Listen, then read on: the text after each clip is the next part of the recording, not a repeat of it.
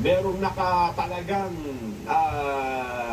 tungkulin at serbisyo na dapat mong ibigay, doon mo na i-focus sa mapapakinabangan ng taong bayan. Yun na nga. Hindi kung saan-saan at sa halip na makatulong ay magiging dahilan pa para magkawatak-watak ang mga Pilipino, hindi ba? Ay, nako. Oo. Kapag kaya nang nakita mo, nagkakagulo ang bansa natin, nagkakakanya-kanya, at masaya ka, eh sa tingin ko may depresa ka na. So, Ayun nga. may depresa po kayo kapag kayo na nang gusto ninyong makita na sitwasyon ng ating bansa. Kaya nga, Jen, tayo ay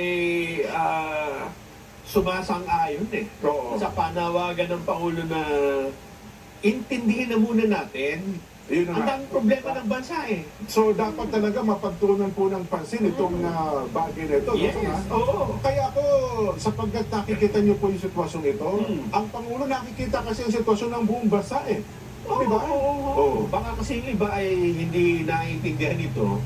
Ay, nakita nyo, nung binanggit nga natin dyan yung ating pagpapahayag na tama ang Pangulo Nung nakarang linggo, nag-alboroto na rin yung Kanlaon di ba? Nako, Yung Taal ang una, tapos itong Kanlaon at ito, ngayon na naman, mas matindi. nako po. Baka kasi dyan nakakalimutan ng mga kababayan natin, particular na yung mga pinatutungkulan ng Pangulo, kung ano nga ba yung gusto niya mangyari. Dagdag ko pa dyan alert level 1 ngayon ng Taal. Oo. Nire-report ngayon ng PBOX.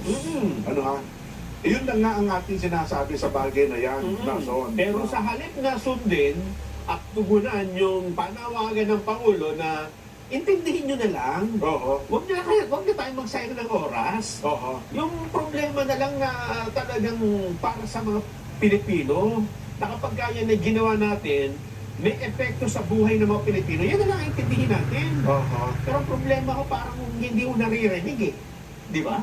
Parang tengang kawala yung mga kinaukulan.